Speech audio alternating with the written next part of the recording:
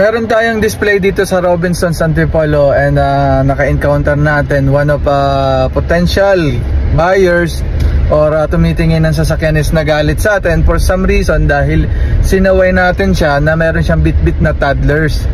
So, bakit nga ba sasaway namin yung mga ganong senaryo? Kasi po yung toddlers po kasi medyo unruly at electrical cars po or hybrid yung ating display na si Lion 5, si Lion 6. Eh syempre yung mga button po pinaglalaroan. So we have to be considerate din po sa mga ating tumitingin ng mga sasakyan sa mga mall display natin. Not only about our brand pero lahat po halos ng display dyan meron pong kapananagutan ang mga ahente or mga team members na naka-duty or naka-display dyan just in case na meron pong masira, dent, scratch, or even slice sa mga leather, or minsan nakakalimutan po natin meron tayong mga bit-bit na drinks or pagkain, iwasan po natin yon.